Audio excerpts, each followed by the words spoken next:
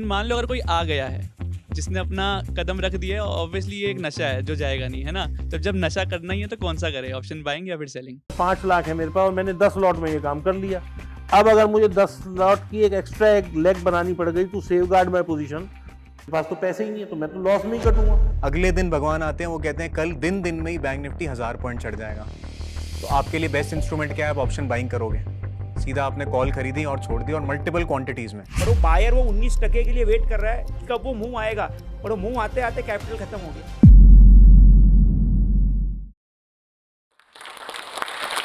So I am Harsh.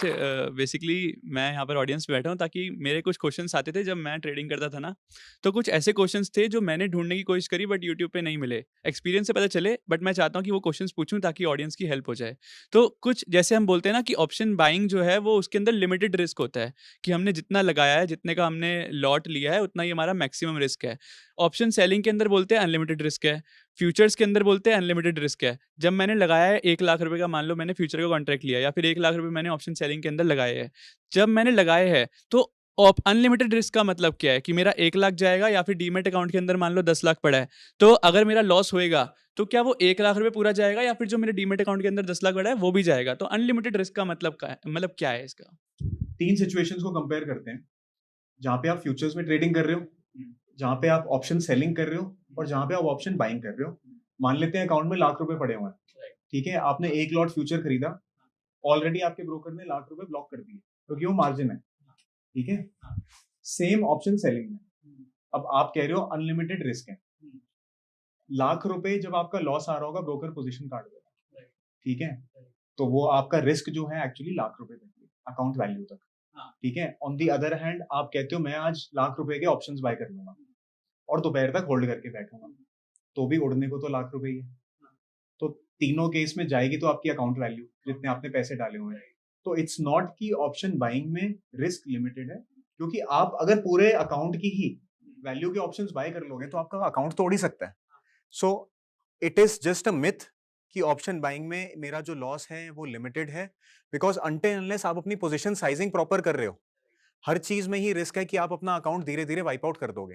Trade मैंने 1 लाख का ही लिया है, फ्यूचर का कॉन्ट्रैक्ट मैंने 1 लाख का लिया है, लेकिन अकाउंट में 10 लाख पड़ा है, मार्जिन 1 लाख ही यूज करा है, रिस्क क्या है अनलिमिटेड? ऑप्शन बाइंग के अंदर मैंने 1 लाख रुपए डाला है। देखिए, जब फ्यूचर हम में मैंने 1 लाख अनलिमिटेड डाला है। कहते हैं, हाँ, तो मैं, अर्जुन आपका हो गया, तो मैं अनलिमिटेड कहते हैं तो उसका मैं सिग्निफिकेंस बता देता हूँ कि अनलिमिटेड किसको कहते हैं।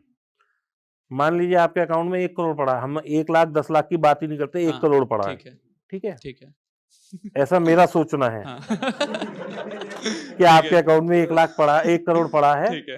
और नहीं, सुनने में भी अच्छा लग रहा है। ट्रेड में आपको बताता हूं। हाँ, अब इसमें एक सिनारियो है कि हमने एक ऑप्शन बाय करा, तो 100 रुपए का बाय करा, 15 का लॉट है, तो 1500 का ही मैक्सिमम लॉस हो सकता है।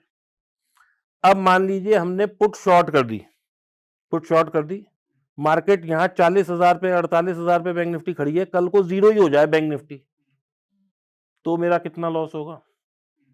4.5 लाख का लॉस होगा। अगर बैंक निफ्टी जीरो हो गई तो मेरा यही लॉस होगा, यही होगा ना, या मेरी कैलकुलेशन में गलत है कहीं? 6.5 लाख, 40,000 मैंने मान ली थी, 48,000 है, तो 6.5 लाख का लॉस होगा। मैंने 40,000 पकड़ ली बैंक निफ्टी, तो 6 लाख का लॉस हो गया। तो अनलिमिटेड तो यहां भी नहीं हुआ। लेकिन अगर हम कॉल शॉर्ट करते हैं तो भी ये नहीं होगा कि 48,000 से अगले दिन 96,000 ही हो जाए। तो अनलिमिटेड तो वर्ड ही गलत है। सेलिंग में हम कहते हैं कि हमारा अनलिमिटेड लॉस हो जाएगा। 10% के बाद तो ऑपरेशन ही बंद हो जाएंगे, निफ्टी या बैंक निफ्टी दोनों में से अगर 10% गिर गई या बढ़ गई तो। लेकिन अनलिमिटेड वर्ड हम इसलिए यूज करते हैं कि किसी के अकाउंट में अगर पैसा कम है तो वो पूरा वाइप ऑफ हो सकता है। राइट। तो मतलब ये अनलिमिटेड वर्ड कुछ नहीं है, हर एक चीज लिमिटेड ही है। आज जितना आप हमारे पास है उतना ही जाएगा ना। आज एक फ्यूचर को आप बाय कर लीजिए और उसके पीछे 5 लाख रुपए छोड़ दीजिए और आप उसे हर महीने रोल ओवर करते रहिए। मैं कहता हूं बाजार यहां से 30% 40% भी करेक्ट हो जाए, कभी तो बढ़ेगा। निफ्टी और बैंक निफ्टी या इंडेक्स है, ऊपर तो जाएगा ही। आपके अंदर होल्डिंग कैपेसिटी है तो आप प्रॉफिट में निकलेंगे। यही तो आप स्टॉक में भी कर रहे हैं। लेकिन यहां पे एक आपका लॉस एक्स्ट्रा होगा ओवर द स्टॉक्स। जो आप फ्यूचर पकड़ते हैं उसमें आप फ्यूचर टू स्पॉट थोड़ा सा प्रीमियम देते हैं। विच इज ऑलमोस्ट 3 to 5%, इतना ही है, 3% है शायद। तो वो 3% आपका लॉस होएगा, जो आप इस वक्त जैसे बैंक निफ्टी में शायद 250 पॉइंट का प्रीमियम है, तो वो 250 पॉइंट आपके ओवर अ मंथ कैलकुलेट करते जाएंगे तो वो लॉस हो जाएगा। लेकिन अगर आपने होल्डिंग कैपेसिटी और 5 लाख डाल के और पोजीशन साइजिंग ठीक रखी तो लॉस नहीं हो सकता, बाइंग में भी लॉस नहीं हो सकता, क्योंकि इंडेक्स कभी जीरो नहीं होगा। रिलायंस कल को जीरो हो सकता है, टीसीएस जीरो हो सकता है, कंपनी अपने ऑपरेशंस बंद कर दे जीरो हो सकती है, एलएनटी जीरो हो सकता है, इंडेक्स जीरो नहीं होगा, ना बैंक निफ्टी जीरो होगा ना निफ्टी जीरो होगा। ठीक है। तो इसमें एक और चीज़ है, जैसे मैं ऑप्शन बायर हूँ, आप ऑप्शन सेलर हो, और भाई आप सारे ही आप ऑप्शन दोनों सेलर हैं यहाँ। ऑप्शन बाइंग भी करते हैं भाई, अर्जुन भाई ना, मैंने देखा है। तो जैसे ऑप्शन बाइंग भी करते हो आप, ऑप्शन सेलिंग करते हो, तो मेरा क्वेश्चन ये है, विच इज़ बेटर, या फिर दोनों ही बेटर नहीं है, या फिर आपकी क्या राय है? मतलब एक जो बिगनर आया, नॉर्मल ट्रेडर आया, तो उनको दिखाया जाता है कि option buying, future and option बहुत बढ़िया है। मैं सजेस्ट करता हूँ स्टार्टिंग में आए हो, ऑब्वियसली आप नॉर्मल स्टॉक्स में करो, इंट्राडे भी करना है ना, क्योंकि उसके अंदर आपका प्रीमियम डीके वगैरह ये सब आपको पहले ही आपकी प्रोबेबिलिटी बढ़ जाती है प्रॉफिटेबल होने के लिए। लेकिन मान लो अगर कोई आ गया है जिसने अपना कदम रख दिया है, ऑब्वियसली ये एक नशा है जो जाएगा नहीं, है ना? तो जब नशा करना ही है तो कौन सा करे, ऑप्शन बाइंग या फिर सेलिंग? सी जो ट्रेडिंग होती है, हर एक का एक डिफरेंट स्टाइल ऑफ ट्रेडिंग होता है जो कि लिंक्ड होता है उस पर्सन की पर्सनालिटी के साथ। ठीक है, तो हर एक की पर्सनालिटी क्योंकि डिफरेंट है, आपका एक यूनिक ट्रेडिंग स्टाइल होगा जो कि आप डिस्कवर करोगे over the years as you trade. This is what I feel. Now you have to decide कि आप किस टाइप की ट्रेडिंग करना चाहते हो। अगर आप प्योर डायरेक्शन खेलना चाहते हो तो बाइंग से बेटर कुछ नहीं है। प्योर डायरेक्शन की मैं बात कर रहा हूँ, क्योंकि वहां पे आपको जो एक्सपोजर मिल रहा है वो सिर्फ डायरेक्शन का है। एंड क्योंकि सेलिंग में आप लिमिटेड प्रीमियम सेल करोगे, फॉर एग्जांपल बैंक निफ्टी में मैंने अगर एटीएम बेचा तो वो 300 रुपए 400 रुपए का बिकेगा, और बैंक निफ्टी में अगर मूव 1000 पॉइंट का आता है तो that is the maximum profit आप जो बना सकते हो। बट अगर आपका व्यू है कि बैंक निफ्टी 1000 पॉइंट चलेगा या 1500 पॉइंट चलेगा, या मैं इस पर्पस के साथ ट्रेड ले रहा हूं, तो आई फील बाइंग वहां पे ज्यादा प्रॉफिटेबल रहने वाली है। So it depends on the type of trading you doing, किस किस स्टाइल से आप ट्रेड करते हो, एंड आपकी स्ट्रैटेजी किस टाइप की है। फॉर एग्जांपल अगर किसी की स्ट्रैटेजी है कि मुझे न्यूट्रल मार्केट मार्केट साइडवेज रहे, मुझे उसको एक्सप्लॉइट करना है, मुझे उससे पैसे बनाने हैं, तो वो बाइंग से नहीं हो सकता, तो वो आपको सेलिंग ही करनी पड़ेगी, क्योंकि आपको स्ट्रैडल स्ट्रैंगल बेचना पड़ेगा। जो आप कह रहे हो कि मार्केट रेंज में रह गई तो मुझे पैसे बनेंगे, बाइंग में उल्टा पैसे चले जाएंगे। तो आपका मार्केट पे व्यू क्या है, उस व्यू के अकॉर्डिंग आप हमेशा अंडरलाइंग में ट्रेड लेते हो। तो इन शॉर्ट मीन्स पहले मार्केट का व्यू देख लो, मार्केट के व्यू के हिसाब से, मतलब ऑप्शन बाइंग और selling both are good according to the market view. तो आपका इसमें कुछ एक और? और हाँ चीज जी। है, मान लीजिए आपने 100 रुपए की कॉल बाय करी, प्राइस आ गया 200 रुपए, तो जिसने बाय करी है उसने तो 100% कमाया, जिसने सेल करी है उसने अपनी कैपिटल का जो लॉस लिया वो 1.5 या 1% लिया। तो अब आपकी यहाँ साइकोलॉजी हिट होगी कि मुझे 100% पे जाना है या मैं 1.5% पे खुश हूं, क्योंकि मुझे आएगा भी 1.5%। You getting my point?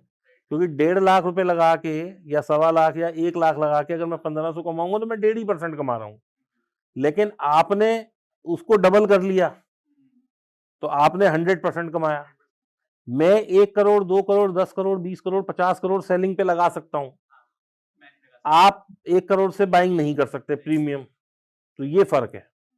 और एक और चीज़ है कि ऑप्शन सेलर के साथ एक स्टैटिस्टिकल एज है। तो शिकागो में एक स्टडी हुई थी कि 80% ऑफ ऑप्शन एक्सपायर वर्थलेस, मतलब आपने ऑप्शन बेचा है तो 80% आपको वो पैसा, वो ऑप्शन जीरो ही होने वाला है। तो स्टैटिस्टिकल एज भी एक सेलर के पास है। पर अगर आपको समझो ट्रेडिंग करनी है तो समझो हम बोलते हैं हम सेलर्स भी है, बट आफ्टर अ पॉइंट अगर मार्केट में डायरेक्शन रखा तो हम हमारी सेल पोजीशन को मैनेज करने के लिए बाई तो करना ही पड़ता है। तो सेलिंग जब मार्केट साइडवेज है या आपका समझो व्यू है तो आपको एक लिमिटेड पैसा बनेगा, और वो आप कंसिस्टेंट कमा सकते हो। ऑप्शन बायर का क्या है कि वो सोचता है कि समझो आपने 100 का प्रीमियम बाई किया, मार्केट उधर भी रह गई, मतलब you have to be right with the timing also, कि हमको क्या है, हमें से हमारा समझो व्यू है कि बैंक निफ्टी 48,000 के ऊपर रहेगी। ये व्यू से अगर मार्केट 48 के ऊपर है, भले 500 पॉइंट नीचे भी आ गया, 48 के ऊपर है, still option seller can make money.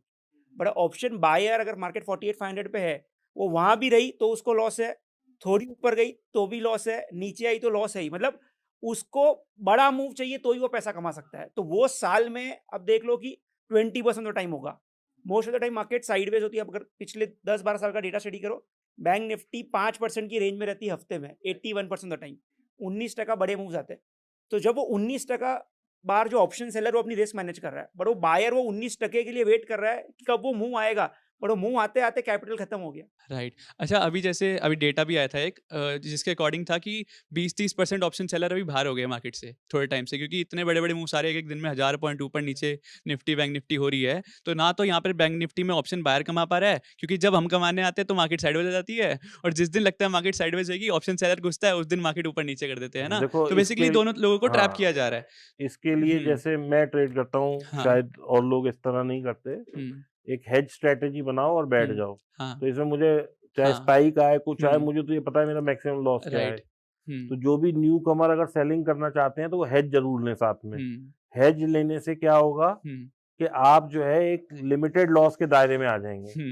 अब अगर बड़ा मूव आ भी गया तो फिर पहला तो हमने स्टेप ले लिया, अपने आप को सेफगार्ड कर लिया कि भाई हाँ, हमने हेज ले लिया। राइट, दूसरा अब हमारा क्या इस पे मेजर हो सकता है, क्योंकि हमारे पास पूरा हफ्ता है। जब हमने हेज ले लिया तो हमें ये तो पता है ना कि हमारे 100 रुपए जाने वाले हैं, राइट, राइट, तो हम उस 100 रुपए को तो मैनेज कर सकते हैं। तो हम धीरे धीरे एडजस्ट करके हाँ, इस तरीके से अपनी पोजीशन को डिवाइस कर सकते हैं कि वो हमारा लॉस मिनिमल हो जाए या प्रॉफिट में भी वो लास्ट डे पे कन्वर्ट हो जाए। अच्छा, हम जैसे ये सेमिनार कर रहे हैं तो बेसिकली हम अपने लिए नहीं कर रहे हैं ना, हम ऑडियंस के लिए कर रहे हैं। हम चाहते हैं कि वो प्रॉफिटेबल हो और लॉस ना करे। तो बेसिकली आपने जैसे बोला हेज, अब हेज से मैं बताता हूँ कि आपको ऑलरेडी पता है कि हम 1.5 लाख का जो हम लेते हैं ऑप्शन सेलिंग, अगर वो हेज करते हैं तो वो थोड़ा कम पैसों में भी आ जाता है, 40,000 में हो जाता है। 40-50 हज़ार में हो जाता है। तो बंदे जो ऑप्शन बाइंग की तरफ अट्रैक्ट हो रहे हैं, मैं बोल रहा हूँ कि आप ऐसा कुछ बता दो, जैसे आपने बोला हेज करो, तो आप एक सिंपल वर्ड्स में इनको समझा दो कि हेजिंग देखो हमें पता है बट इनको नहीं पता। तो हेजिंग क्या होती है और वो 1-1.5 लाख का 40,000 में कैसे मिल सकता है कि तुम उसमें भी रिस्क मैनेज कर सकते देखिए हो? क्या होता है कि अगर मान लीजिए हम एटीएम की बात करेंगे एंड लेट्स टॉक के बैंक निफ्टी 40,000 पे है, क्योंकि राउंड फिगर में थोड़ा सा आप सबको भी समझना ईज है। तो बाजार 40,000 पे खड़ा है, अब हमने 40,000 की कॉल और 40,000 की पुट बेच दी, तो इसका मतलब हमने सेलिंग कर दी। इस स्ट्रेटेजी को हम बोलते हैं स्ट्रेडल सेल करना। और हमने यहाँ से 500-500 या 600-600 या 800-800 depending on the strategy wings buy कर लिए। विंग्स बाय का मतलब है कि इधर की भी कॉल बाय कर ली और इधर की पुट बाय कर ली।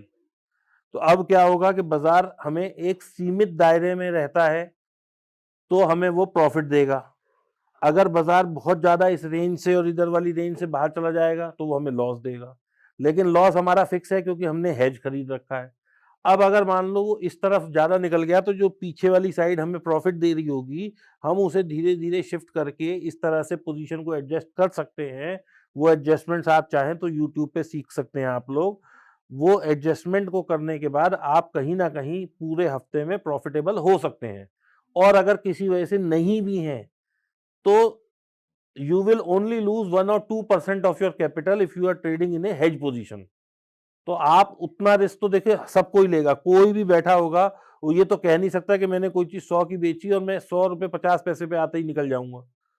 वो भी 5%, 3%, 4% रिस्क लेगा हर महीने। तो हम जब हेज बना लेते हैं तो हमारा रिस्क फिक्स हो जाता है। सेकेंडली, इससे बहुत एक अच्छी चीज क्या होती है कि your psychology is under control. मुझे ये पता है भी मेरे तो मैक्सिमम 2 लाख रुपए जा सकते हैं, पूरे मैं 1 करोड़ की पोजीशन से ट्रेड कर रहा हूँ। अब मेरे को जो भी एफर्ट करना है वो इस 2 लाख को बचाने के लिए करना है। तो मैं 2 लाख से 1.5 पे आ गया, 1.5 से 1.25 पे आ गया, 1.25 से 1 पे आ गया। और मैं जब इस तरह से और पास आता जाऊंगा तो एक वक्त ऐसा आएगा कि अब मेरे को जाने को तो मेरा 20,000 है, लेकिन आने को 50,000 भी हो सकता है।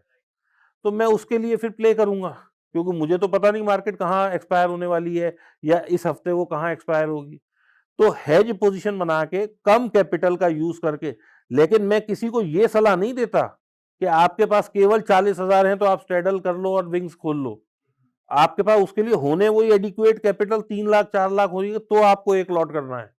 तो इसको हम बोलते हैं पोजीशन साइजिंग, कि कितने लाख रुपए पे आप एक 40,000 क्यों, क्योंकि अगर एक मुझे एडिशनल लेग बनानी पड़ गई तो मुझे कैपिटल और चाहिए।